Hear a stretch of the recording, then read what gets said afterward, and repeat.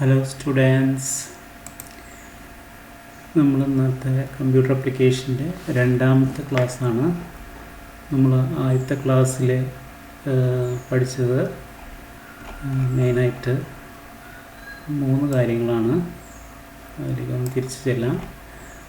Data and information and data processing. അപ്പോൾ നമ്മൾ ആദ്യം ഡാറ്റ കണ്ടു, പിന്നെ ഇൻഫർമേഷൻ കണ്ടു, പിന്നെ ഡാറ്റ പ്രോസസ്സിങ് കണ്ടു. ഡാറ്റ എന്ന് പറഞ്ഞാൽ raw facts and figures. Information എന്ന് പറഞ്ഞു കഴിഞ്ഞാൽ arranging data in a meaning way, അല്ലെങ്കിൽ processed data is called information. പിന്നെ നമ്മൾ പഠിച്ചത് എന്താണ് ഡാറ്റ പ്രോസസ്സിംഗ് എന്നാണ്.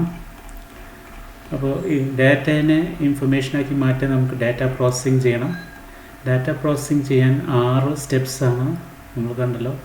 Capturing data, input of data, storage of data, processing or manipulating data, output of data, distribution of data. നമ്മൾ ഓരോന്നും കണ്ടു. Capturing എന്ന് പറഞ്ഞു കഴിഞ്ഞാൽ ഡീറ്റെയിൽസ് നമ്മൾ ആദ്യം തന്നെ എന്താണ് കമ്പ്യൂട്ടറിൽ എൻ്റർ ചെയ്യാൻ പോകുന്നത് എന്നുള്ള ഒരു പെർഫോമ അല്ലെങ്കിൽ ഒരു ഫോമിൽ എൻ്റർ ചെയ്ത് വയ്ക്കുന്ന അതിനെയാണ് നമ്മൾ ആദ്യം തന്നെ ക്യാപ്ചറിങ് ഡാറ്റ എന്ന് പറയുന്നത്. ഈ ഡീറ്റെയിൽസിനെ കമ്പ്യൂട്ടറിലേക്ക് എൻ്റർ ചെയ്യുന്നതിന് നമ്മൾ ഇൻപുട്ട് എന്ന് പറയുന്നത്. നമ്മൾ കൊടുത്ത ഡീറ്റെയിൽസ് കമ്പ്യൂട്ടറിൽ സൂക്ഷിച്ചു വയ്ക്കുന്നതിനാണ് നമ്മൾ സ്റ്റോറേജ് എന്ന് പറയുന്നത്. പിന്നെ കൊടുത്ത ഡീറ്റെയിൽസ് കമ്പ്യൂട്ടർ എന്തെങ്കിലും കാൽക്കുലേഷൻസ് അല്ലെങ്കിൽ കമ്പാരിസനും അല്ലെങ്കിൽ സോർട്ട് ചെയ്യുക, ഫിൽട്ടർ ചെയ്യുക, അങ്ങനെയുള്ള കാര്യങ്ങൾ ചെയ്യുന്നതിന് നമ്മൾ പ്രോസസ്സ് എന്ന് പറയുന്നത്. പിന്നെ നമുക്ക് ചെയ്ത പ്രോസസ്സിൻ്റെ ഔട്ട്പുട്ട് കിട്ടും. അപ്പോൾ ഈ ആരൊക്കെയാണ് ഈ ഔട്ട്പുട്ട് ആവശ്യക്കാർ, അവർക്ക് ഇത് കൈമാറുന്ന, അവർക്ക് ഡിസ്ട്രിബ്യൂട്ട് ചെയ്യുന്നതിന് നമ്മൾ ഡിസ്ട്രിബ്യൂഷൻ ഓഫ് ഇൻഫർമേഷൻ എന്ന് പറയുന്നത്. അങ്ങനെ 6 സ്റ്റെപ്സ് കൂടെ കടന്നു പോയാൽ നമുക്ക് ഡാറ്റ പ്രോസസ്സിങ് നടക്കുന്നത്. ഇത് നമ്മൾ കഴിഞ്ഞ ചാപ്റ്റർ കഴിഞ്ഞ ഭാഗം പഠിച്ചതിൻ്റെ നമുക്കൊന്ന് ക്വസ്റ്റ്യൻസ് ഒന്ന് ചെക്ക് ചെയ്യാം. ഇതിൽ raw facts and figures are known as എന്ന് പറഞ്ഞു കഴിഞ്ഞാൽ data. Processed data is known as information. Which of the following helps us to take decisions? എന്താണ് ഡാറ്റ, ഇൻഫർമേഷൻ, നോളജ്, ഇൻ്റലിജൻസ്. നമുക്ക് ഡാറ്റ എന്ന് പറഞ്ഞാൽ റോ ഫാക്ട്സ് ആൻഡ് ഫിഗേഴ്സ് ആണ്. അതിൽ നമുക്കൊരു തീരുമാനം എടുക്കാൻ കഴിയില്ല. പക്ഷെ നമ്മളത് അറേഞ്ച് ചെയ്തിട്ട് മീനിങ് ഫുള്ളായി മാറ്റി കഴിഞ്ഞാൽ അത് ഇൻഫർമേഷനായി മാറും. ഇൻഫർമേഷൻ നമുക്ക് കിട്ടുമ്പോൾ അതിന് ബേസ് ചെയ്ത് നമുക്ക് എന്തെങ്കിലും തീരുമാനങ്ങൾ എടുക്കാൻ സാധിക്കും. അപ്പോൾ കറക്റ്റ് ആൻസർ ഇൻഫർമേഷനാണ്. ഇനി manipulation of data to get information is known as. ഡാറ്റേനെ നമ്മൾ മാറ്റം വരുത്തി ഇൻഫർമേഷൻ ആക്കുന്ന ആ പ്രക്രിയനെ പറയുന്ന പേരെന്താണ്? Data processing. Arrange the following in proper order. നമ്മൾ ഡാറ്റ പ്രോസസ്സിങ്ങിൻ്റെ സ്റ്റെപ്സ് കണ്ടല്ലോ. ഏറ്റവും സ്റ്റെപ്പ് എന്താണ്? Data capture. രണ്ടാമത്തെ ഇൻപുട്ട്. മൂന്നാമത്തെ സ്റ്റോറേജ്. പിന്നെ പ്രോസസ്സ്. പിന്നെ ഔട്ട്പുട്ട്. പിന്നെ ഡിസ്ട്രിബ്യൂഷൻ. 1, 2, 3, 4, 5, 6 ഓർഡറിലാണ് ഇത്. Pick the odd one out and give the reason. Calculation, storage, comparison, categorisation. ഇതിൽ കാൽക്കുലേഷൻ എന്ന് പറയുന്നത് കിട്ടുന്ന ഡാറ്റ എന്തെങ്കിലും കണക്കൂട്ട് കാൽക്കുലേഷൻസ് ചെയ്യുക, ആഡ് ചെയ്യുക, സ്പ്രെഡ് ചെയ്യുക, അങ്ങനെയുള്ള കാര്യങ്ങളാണ് നമ്മൾ കാൽക്കുലേഷൻ എന്ന് പറയുന്നത്. കമ്പാരിസൺ എന്ന് പറഞ്ഞാൽ 2 ഡാറ്റ തമ്മിൽ നമ്മൾ കമ്പയർ ചെയ്യണം, ഏതാണ് വലുത് ചെറുത്, അങ്ങനെയുള്ള കാര്യങ്ങൾ. കാറ്റഗറൈസേഷൻ എന്ന് പറഞ്ഞാൽ തരം തിരിക്കുക. അപ്പോൾ അങ്ങനെയുള്ളത്. പക്ഷേ സ്റ്റോറേജ് മാത്രമാണ് ഇതിൽ വ്യത്യസ്തം. മറ്റത് ഇതിൽ വേണ്ട ഡാറ്റ കൊണ്ടേ സ്റ്റോർ ചെയ്യുന്നു. ബാക്കി 3 കാര്യങ്ങളും ഏതിൻ്റെ ഭാഗമായിട്ട് വരുന്നതാണ്? ഡാറ്റ പ്രോസസ്സിങ്ങിൻ്റെ ഭാഗമായിട്ട് വരുന്നതാണ്. സ്റ്റോറേജ് ഡാറ്റ പ്രോസസ്സിങ്ങിൻ്റെ ഭാഗമല്ല. അപ്പോൾ അതിൽ ഓഡ് വൺ എന്താണ്? സ്റ്റോറേജ് ആണ് odd one. Why do we store information? Information store ചെയ്യേണ്ട ആവശ്യം എന്താണ്? നമ്മൾ ഡാറ്റ പ്രോസസ്സിങ്ങിൽ നോക്കി നമ്മൾ ഒരു എക്സാമ്പിൾ എടുത്തത്, നിങ്ങൾ +1 അഡ്മിഷന് വേണ്ടി അപേക്ഷിക്കുന്നതാണ്. അപ്പോൾ +1 അഡ്മിഷന് വേണ്ടി അപേക്ഷിക്കുമ്പോൾ നമ്മൾ അതിനെ നിങ്ങൾ ഡാറ്റ ക്യാപ്ചർ ചെയ്യുന്നു. നിങ്ങൾ ഒരു അക്ഷയ സെൻറ്ററിലേക്ക് പോകുമ്പോൾ ഒരു ഫോം തന്ന് അതിൽ പൂരിപ്പിക്കാൻ പറയും. നിങ്ങളുടെ SSLC മാർക്ക് ലിസ്റ്റ്, അതുപോലെ നിങ്ങളുടെ വരുമാന സർട്ടിഫിക്കറ്റ്, അങ്ങനെയുള്ള കാര്യങ്ങൾ എന്തെങ്കിലുമൊക്കെ വെച്ചെങ്കിൽ അതൊക്കെ എടുത്ത് വെച്ച് ആധാർ, അങ്ങനെയുള്ള ഡീറ്റെയിൽസ് മുഴുവൻ എടുത്ത് ഒരു ഫോമിലേക്ക് എടുത്ത് എഴുതാൻ പറയും. അതിനാണ് നമ്മൾ ആദ്യം ഡാറ്റ ക്യാപ്ചർ ചെയ്യുന്നത്. പിന്നെ നിങ്ങൾ ഇൻപുട്ട് ചെയ്യുന്നു. അപ്പോൾ അക്ഷയയിൽ ഇരിക്കുന്ന ആൾ നിങ്ങളുടെ ഡാറ്റ ഒക്കെ എടുത്ത് കമ്പ്യൂട്ടറിലേക്ക് എൻ്റർ ചെയ്യും.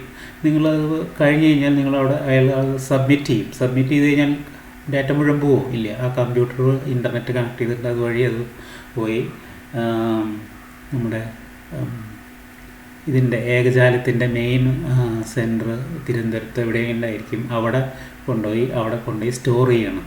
അപ്പോൾ അത് എല്ലാവരും അപേക്ഷിച്ച് കഴിയുമ്പോഴാണ് അവർക്ക് എന്ത് ചെയ്യാൻ പറ്റും, ഇതിൽ ആർക്കാണ് ഓരോ സ്കൂളിലും അവർ അപേക്ഷിച്ച സ്ഥലത്ത് സീറ്റ് കൊടുക്കാൻ പറ്റുമോ ഇല്ല എന്നൊക്കെ നോക്കാൻ പറ്റുള്ളൂ.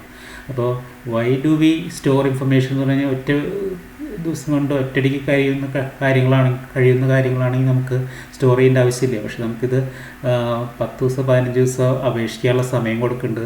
അത് പല സ്ഥലത്തുള്ള ആൾക്കാരാണ് അപേക്ഷിക്കുന്നത്. അപ്പോൾ അവർ ഡീറ്റെയിൽസ് മുഴുവൻ ഒരുമിച്ച് കിട്ടി എല്ലാവരുടെയും കിട്ടുന്നവരെ കാത്തിക്കണം. അപ്പോൾ ഓരോരുത്തർ കിട്ടുമ്പോൾ അത് കമ്പ്യൂട്ടറിൽ സ്റ്റോർ ചെയ്ത് വെക്കണം. എല്ലാവരും കിട്ടി കഴിയുമ്പോഴാണ് അവർക്കത് പ്രോസസ്സ് ചെയ്യാൻ പറ്റുള്ളൂ. അപ്പോൾ പ്രോസസ്സ് ചെയ്യണമെങ്കിൽ ഒറ്റയടിക്ക് ഒരുമിച്ച് നടക്കില്ല. അപ്പോൾ അതുകൊണ്ടാണ് അവരെന്ത് ചെയ്യുന്നത്, ഇത് ഇൻഫർമേഷൻ സ്റ്റോർ ചെയ്യണത്. Information may act as data, state true or false. അതെ, നമ്മൾ ഒരു ഡാറ്റേനെ പ്രോസസ്സ് ചെയ്യുമ്പോഴാണ് ഇൻഫർമേഷൻ വരുന്നത്. പക്ഷേ ഇൻഫർമേഷൻ തന്നെ വീണ്ടും ഒരു ഡാറ്റയായി ആക്ട് ചെയ്യാമെന്നാണ് അവർ പറയുന്നത്. കാര്യം ശരിയാണോ അല്ലേ എന്നാണ് അവർ ചോദിക്കുന്നത്. അപ്പോൾ നമ്മൾ ഒരു എക്സാമ്പിൾ മുമ്പ് കണ്ടിട്ടുണ്ടായിരുന്നു. അനിത 13/4/2005 അങ്ങനെയൊക്കെയുള്ള ഇത് കണ്ടു കഴിഞ്ഞാൽ അപ്പോൾ അത് ഒരു ഡാറ്റയാണ്. അതിന് നമ്മൾ അനിത എന്നുള്ളത് നെയിം ഓഫ് സ്റ്റുഡൻ്റാണ്, 13/4/2005 എന്നുള്ളത് ഡേറ്റ് ഓഫ് ബർത്താണ്. അങ്ങനെ നമുക്ക് അതിന് ലേബിൾസ് ഒക്കെ കൊടുത്തു കഴിഞ്ഞാൽ അത് ഇൻഫർമേഷനായി മാറും. പക്ഷെ നമ്മൾ ഒരു കുട്ടിയുടെ ഡീറ്റെയിൽസ് മാത്രമേ നമുക്ക് കിട്ടുള്ളൂ. അതുപോലെ പല കുട്ടികളുടെ ഡീറ്റെയിൽസ് നമ്മൾ എടുക്കുമ്പോഴാണ്, അപ്പോൾ ഒരു കുട്ടിയുടെ ഡീറ്റെയിൽസ് നമ്മൾ ലേബിൾസ് ഒക്കെ കൊടുത്തു കഴിഞ്ഞാൽ അത് ഇൻഫർമേഷനായി മാറും. പക്ഷെ അതുപോലെ കുറേ കുട്ടികളുടെ ഡീറ്റെയിൽസ് ഒരുമിച്ചെടുത്താലാണ് ചിലപ്പോൾ നമുക്ക് വേറൊരു കാര്യം ചെയ്യാൻ പറ്റുള്ളൂ. അതായത് ആ സ്കൂളിലെ എന്തെങ്കിലും കാര്യത്തിന് അപേക്ഷിക്കുമ്പോൾ, സ്കോളർഷിപ്പിന് അപേക്ഷിക്കുമ്പോൾ, അല്ലെങ്കിൽ വേറെ കാര്യങ്ങൾക്ക് അപേക്ഷിക്കുമ്പോൾ ആർക്ക് ആണ് ഇതിനുള്ള അർഹത എന്നൊക്കെ നോക്കണമെങ്കിൽ നമുക്ക് ഒരു കുട്ടിയുടെ മാർക്ക് മാത്രം നോക്കിയാൽ പോരാ. അപ്പോൾ അതിൽ ഒരു ഇൻഫർമേഷൻ നമ്മൾ വീണ്ടും പ്രോസസ്സ് ചെയ്ത് പല ഇൻഫർമേഷൻ കൂടി ചേർത്തിട്ട് കമ്പയർ ചെയ്യുമ്പോഴാണ് അതിനെന്ത് പറയുക, നമുക്ക് പിന്നെ അടുത്തൊരു കാര്യത്തിന് ഉപയോഗിക്കാൻ പറ്റുള്ളൂ. അപ്പോൾ ഒരു ഡാറ്റേനെ പ്രോസസ്സ് ചെയ്ത ഇൻഫർമേഷനായി. ഇൻഫർമേഷൻ അവിടെ അതുകൊണ്ട് അവസാനമല്ല. ആ ഇൻഫർമേഷനെ വീണ്ടും പ്രോസസ്സ് ചെയ്തിട്ട് നമുക്ക് വേണമെങ്കിൽ കൂടുതൽ ഇൻഫർമേഷൻ ജനറേറ്റ് ചെയ്യാം. അതിൽ നിന്ന് നമുക്ക് കൂടുതൽ കാര്യങ്ങൾ ചെയ്യാൻ പറ്റും. അതാണ് അപ്പോൾ അതിൻ്റെ ഉത്തരം എന്താണ്, ശരിയാണ്. Information may act as data. അതായത് ഇൻഫർമേഷൻ വീണ്ടും ഒരു ഡാറ്റയെ പരിഗണിച്ച് അതിന് വീണ്ടും പ്രോസസ്സ് ചെയ്തിട്ട് കൂടുതൽ ഇൻഫർമേഷൻ ജനറേറ്റ് ചെയ്യാൻ സാധിക്കും. അപ്പോൾ ആൻസർ എന്താണ്, true. Voice is the final stage in data processing. Data പ്രോസസ്സിങ്ങിലെ ഏറ്റവും അവസാനത്തെ സ്റ്റേജ് എന്താണ്, ഡിസ്ട്രിബ്യൂഷൻ. ആർക്കൊക്കെയാണ് ഇതിന് കൊണ്ട് ആവശ്യം അവർക്കൊക്കെ ഇത് കൈമാറുന്ന സ്റ്റെപ്പിനെയാണ് നമ്മൾ ഡാറ്റ ഡിസ്ട്രിബ്യൂഷൻ എന്ന് പറയുന്നത്. What is source document?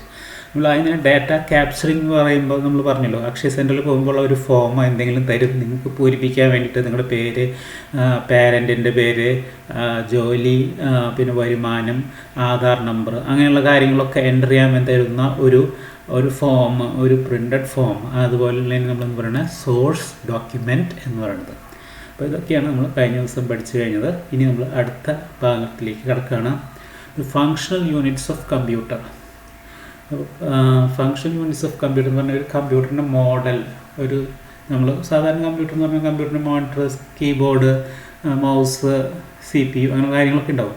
പക്ഷെ പണ്ടേ തന്നെ ഒരു വ്യക്തി, അതാണ് ജോൺ വോൺ ന്യൂമൻ എന്ന് പറഞ്ഞ ആൾ ഏറ്റവും ആദ്യം തന്നെ ഒരു കമ്പ്യൂട്ടറിന് എന്തൊക്കെ കാര്യങ്ങൾ വേണം എന്നുള്ളൊരു ഡയഗ്രാം അല്ലെങ്കിൽ ഒരു കമ്പ്യൂട്ടറിൻ്റെ ഇത് വരച്ചിട്ടുണ്ടായിരുന്നു. Basic organisation വരച്ചിട്ടുണ്ടായിരുന്നു. അത് തന്നെയാണ് ഇപ്പോഴും ഫോളോ ചെയ്യുന്നത്. അപ്പോൾ ആ മോഡൽ, ആ കമ്പ്യൂട്ടറിൻ്റെ മോഡൽ, ആ ഫങ്ഷണൽ യൂണിറ്റ്സിൻ്റെ മോഡൽ ഉണ്ടാക്കിയത് ആരാണ്? ജോൺ വോൺ ന്യൂമനാണ്. നമ്മളിവിടെ നോക്കുക. It is based on a model proposed by John von Neumann, a mathematician and a computer scientist. It consist of functional units. എന്തൊക്കെയാണ് വേണ്ട ഒരു കമ്പ്യൂട്ടറിന്? ഇൻപുട്ട് കൊടുക്കാനുള്ളതായിട്ടുള്ള ഒരു യൂണിറ്റ് വേണം. പിന്നെ അതിന് കാൽക്കുലേഷൻസും കാര്യങ്ങളും ചെയ്യാൻ വേണ്ടിയിട്ട് സെൻട്രൽ പ്രോസസ്സിംഗ് യൂണിറ്റ് വേണം. അതുപോലെ സ്റ്റോർ ചെയ്ത് വയ്ക്കാൻ വേണ്ടി സ്റ്റോറേജ് യൂണിറ്റ് വേണം. ഔട്ട്പുട്ട് കിട്ടാൻ വേണ്ടി ഔട്ട്പുട്ട് യൂണിറ്റ് വേണം. ഇത്രയും ഒക്കെ ഉള്ള ഒരു ഡയഗ്രാമാണ് ആൾ വരച്ചത്. നമുക്ക് അതിൻ്റെ പിക്ചർ ഒന്ന് കാണാം. ഉണ്ടോ? ഇതാണ് ഫങ്ഷണൽ യൂണിറ്റ്സ് ഓഫ് കമ്പ്യൂട്ടറിൻ്റെ diagram.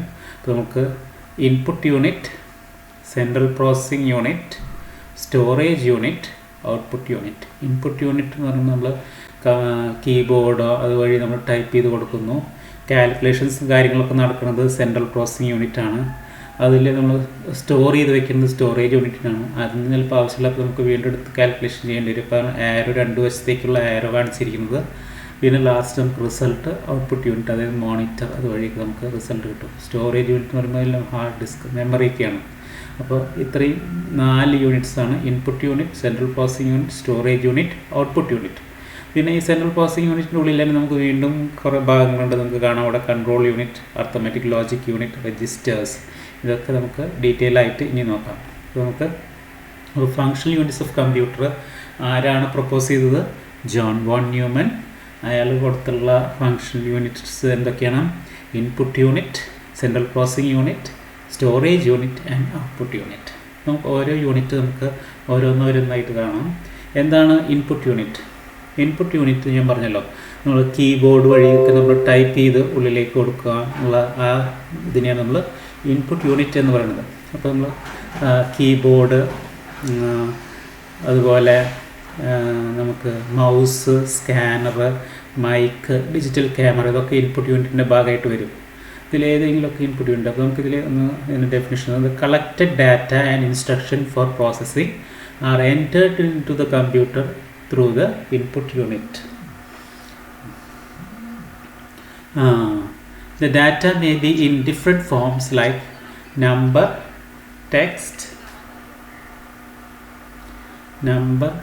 text, image, audio, video, etc. A variety of devices are available to input data depending on its nature. Keyboard, mouse, scanner, mic, digital camera, etc. are some of the commonly used input devices.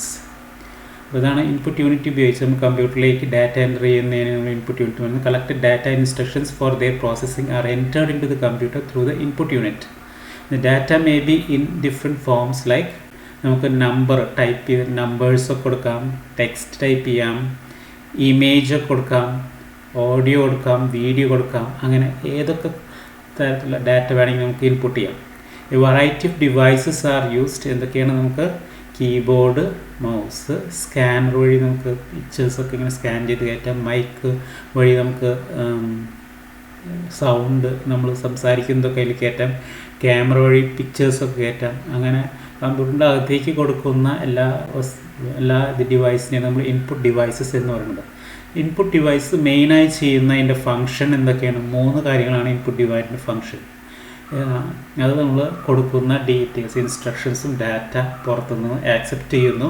അപ്പോൾ നമ്മൾ കൊടുക്കുന്നത് ABCD അങ്ങനെയുള്ള English ഏതെങ്കിലും ഭാഷയിലും അതിലൊക്കെ ആയിരിക്കും. പക്ഷെ കമ്പ്യൂട്ടറിന് മനസ്സിലാവുന്നത് ഈ ഇംഗ്ലീഷല്ല. കമ്പ്യൂട്ടറിന് ആകെ മനസ്സിലാവുന്നൊരു ഭാഷ വൺസ് ആൻഡ് സീറോസ് അങ്ങനെയൊക്കെയുള്ളതാണ്.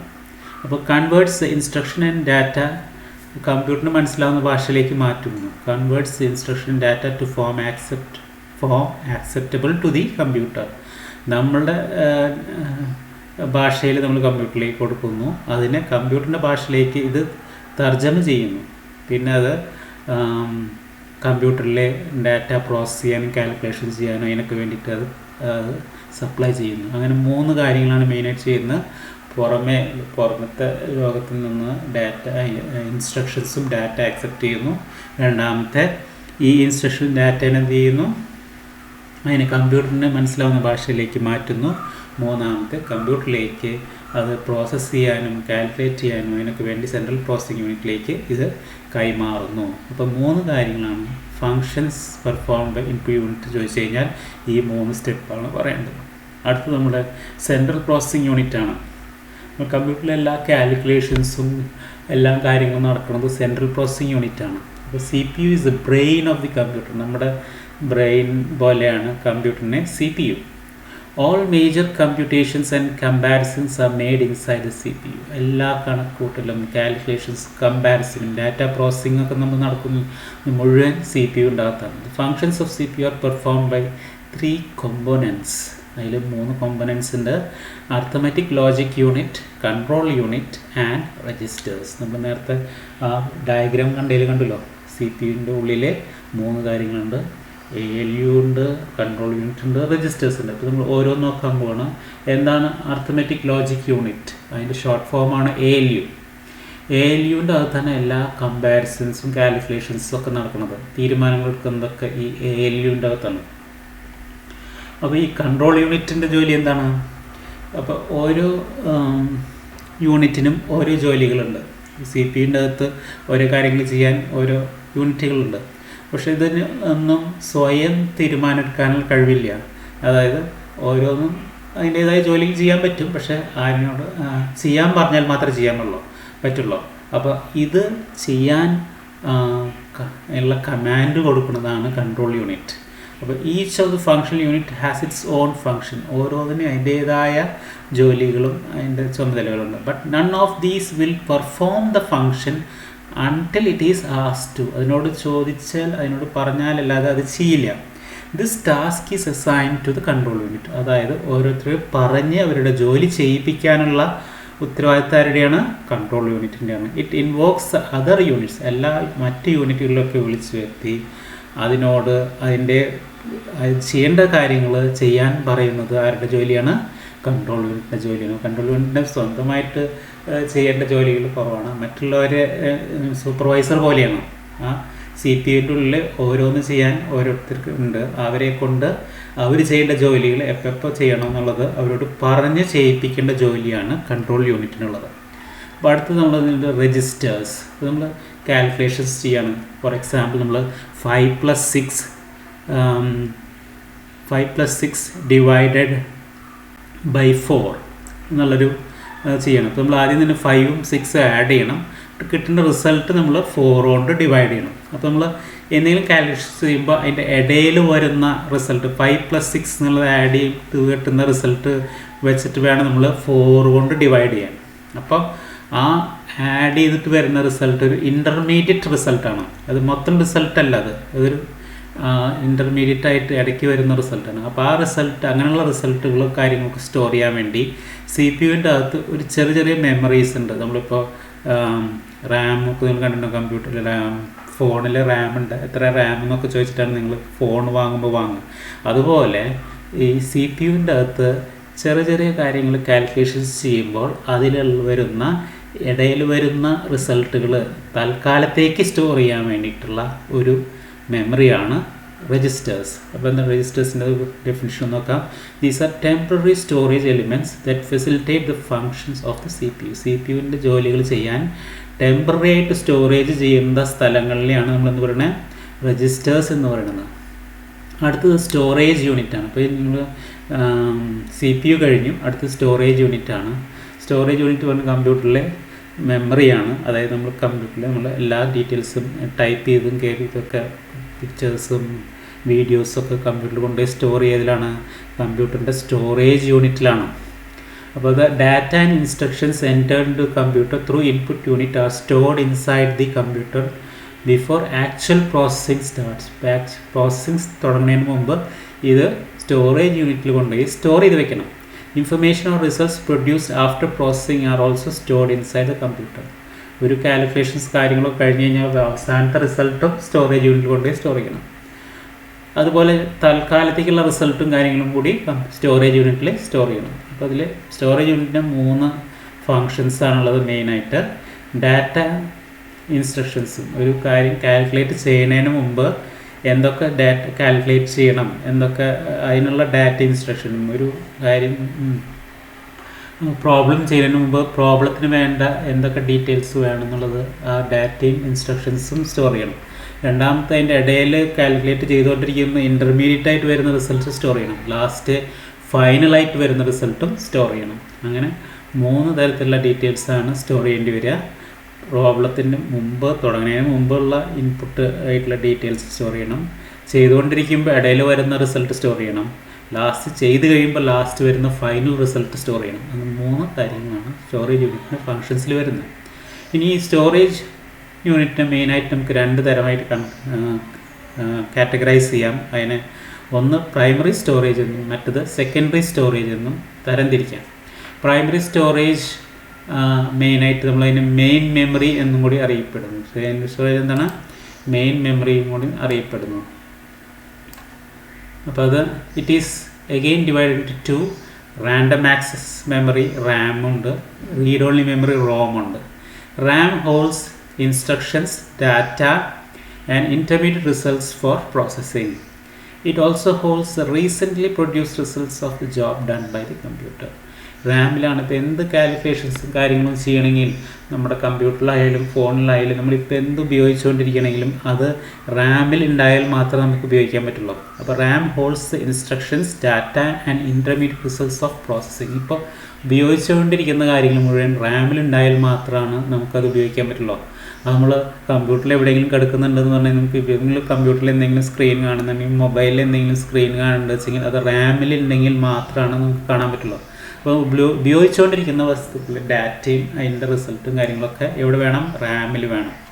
അപ്പോൾ റോമിൻ്റെ ഉപയോഗം എന്താണ്? ഇത് നമ്മൾ കമ്പ്യൂട്ടർ ഓൺ ആക്കുക. അപ്പോൾ നമുക്ക് ഇന്ന സോഫ്റ്റ്വെയർ ഒക്കെ ലോഡ് ചെയ്ത് വന്ന് നമുക്ക് ഇങ്ങനെ സ്ക്രീൻ തുറന്നു വയ്ക്കണം. അപ്പോൾ അതൊക്കെ എവിടെ നിന്ന് ലോഡ് ചെയ്യണം, എങ്ങനെ ചെയ്യണം എന്നുള്ള കാര്യങ്ങൾ, അങ്ങനെയുള്ള ഇൻസ്ട്രക്ഷൻസൊക്കെയാണ് ഇതിലുണ്ടാവുക, റോമിലുണ്ടാവുക. അപ്പോൾ നമ്മുടെ വിൻഡോസൊക്കെയുള്ള കമ്പ്യൂട്ടർ അല്ലെങ്കിൽ നമ്മുടെ ഉബുണ്ടു ഒക്കെ ഉള്ള കമ്പ്യൂട്ടർ ആണെങ്കിൽ അതിൽ ഉബുണ്ടുവിൻ്റെ ഓപ്പറേറ്റിംഗ് സിസ്റ്റം കമ്പ്യൂട്ടറിൽ എവിടെയാണ് സ്റ്റോർ ചെയ്തിരിക്കുന്നത് എന്നുള്ളത്, അത് എവിടെ നിന്ന് എടുത്തുകൊടുന്ന് ലോഡ് ചെയ്യണം, അങ്ങനെയുള്ള ഈ ഇൻസ്ട്രക്ഷൻസൊക്കെ സ്റ്റോർ ചെയ്യാനുള്ള സ്ഥലമാണ് ROM. ROM contains instructions for startup procedure of the computer. Startup procedure എന്ന് പറഞ്ഞാൽ കമ്പ്യൂട്ടർ ഓണായി വരുമ്പോൾ ചെയ്യേണ്ട കാര്യങ്ങളൊക്കെ സ്റ്റോർ ചെയ്യുന്ന ഇതാണ് റോമിലുള്ളത്. അപ്പോൾ പ്രൈമറി സ്റ്റോറേജ് എന്ന് പറഞ്ഞു കഴിഞ്ഞാൽ അതിൻ്റെ വേറെ പേരെന്താണ്? മെയിൻ മെമ്മറിയാണ്. അത് രണ്ടായിട്ട് ഡിവൈഡ് ചെയ്യുന്നുണ്ട്. റാൻഡം ആക്സസ് മെമ്മറി ഉണ്ട്, റീഡ് ഓൺലി മെമ്മറി ഉണ്ട്. എന്താണ് റാൻഡം ആക്സസ് മെമ്മറിയുടെ പ്രത്യേകത? നമ്മൾ ചെയ്തുകൊണ്ടിരിക്കുന്ന കാര്യങ്ങൾ, പ്രോസസ്സ് ചെയ്തുകൊണ്ടിരിക്കുന്ന കാര്യങ്ങളും അതിൻ്റെയും ഡാറ്റയും കാര്യങ്ങളൊക്കെ ഏതിൽ വേണം? റാമിലുണ്ടായാൽ മാത്രമാണ് നമുക്കത് കമ്പ്യൂട്ടറിൽ ഉപയോഗിക്കാൻ പറ്റുള്ളൂ. റോം എന്തിനാണ്? കമ്പ്യൂട്ടർ ഓണായി വരുമ്പോൾ അല്ലെങ്കിൽ സ്റ്റാർട്ട് ചെയ്ത് വരുമ്പോൾ എന്തൊക്കെ കാര്യങ്ങൾ ചെയ്യണം എന്നുള്ള അതിൻ്റെ ഇൻസ്ട്രക്ഷൻസൊക്കെ സ്റ്റോർ ചെയ്യേണ്ട സ്ഥലമാണ് റോം. ഇനി ഇതാണ് പ്രൈമറി സ്റ്റോറേജ്. രണ്ടാമത്തെ സെക്കൻഡറി സ്റ്റോറേജ്. ഈ സെക്കൻഡറി സ്റ്റോറേജിൻ്റെ വേറെ പേരാണ് ഓക്സിലറി സ്റ്റോറേജ്. ഇത് നമ്മൾ ദീർഘകാലത്തേക്ക്, അതായത് പെർമനൻ്റായിട്ട് സ്റ്റോർ ചെയ്ത് വെക്കേണ്ട ഡേറ്റൽസൊക്കെ സ്റ്റോർ ചെയ്യുന്നതാണ് സെക്കൻഡറി സ്റ്റോറേജ്. നമ്മുടെ കമ്പ്യൂട്ടറിലുള്ള ഹാർഡ് ഡിസ്ക് അതൊക്കെ ഇതാണ്. അപ്പോൾ CD, DVD അതുപോലെയുള്ളതൊക്കെയാണ് നമ്മൾ സെക്കൻഡറി സ്റ്റോറേജ് എന്ന് പറയുന്നത്. നമ്മുടെ ഫോണിലാണ് നമ്മൾ ഉദാഹരണം എടുക്കാൻ, ഫോണിൽ റാം ഇപ്പോൾ 4 GB RAM, 6 GB RAM, 8 GB റാമൊക്കെ ഫോൺ ഇറങ്ങുന്നുണ്ട്. അത് നമുക്ക് ഫോൺ ഉപയോഗിക്കേണ്ട സ്പീഡ് കൂട്ടാൻ വേണ്ടിയിട്ടാണ്. അപ്പോൾ ഒക്കെ നമ്മൾ ഉപയോഗിച്ചുകൊണ്ടിരിക്കുന്ന കാര്യങ്ങളാണ് റാമിലുണ്ടാവുക. പക്ഷെ നമ്മൾ ഫോണിൻ്റെ ഉള്ളിൽ നിങ്ങൾക്ക് കുറേ സിനിമകളൊക്കെ കാണാൻ വേണ്ടിയിട്ട് കുറേ സ്റ്റോർ ചെയ്ത് വെക്കണം വെച്ചെങ്കിൽ അത് സ്ഥിരമായിട്ട് സ്റ്റോർ ചെയ്ത് വെക്കേണ്ട സ്ഥലം. അതിപ്പോൾ നമുക്കെന്ന് വെച്ചെങ്കിൽ ഇൻറ്റേർണൽ മെമ്മറിയാണ് നമ്മളിവിടെ സെക്കൻഡറി സ്റ്റോറേജ് ആയിട്ട് വരുന്നത്. അപ്പോൾ അത് കമ്പ്യൂട്ടറിലാകുമ്പോൾ അതിനെ ഇൻറ്റേർണൽ മെമ്മറി എന്ന് പറയുന്നത് ഹാർഡ് ഡിസ്ക് എന്ന് പറയാം. ഹാർഡ് ഡിസ്കിൽ എത്ര മെമ്മറി ഉണ്ട്, എത്ര സ്റ്റോറേജ് ഉണ്ട് എന്നാണ് നമ്മൾ കമ്പ്യൂട്ടറിൽ പറയാം. അപ്പോൾ ഹാർഡ് ഡിസ്ക്, CD, DVD പോലെയുള്ളതിനെയൊക്കെയാണ് നമ്മൾ സെക്കൻഡറി സ്റ്റോറേജ് എന്ന് പറയുന്നത്. ഇനി നമ്മൾ ലാസ്റ്റ് വരുന്നത് നമ്മുടെ ഫങ്ഷൻ യൂണിറ്റിൽ ഔട്ട്പുട്ട് യൂണിറ്റാണ്.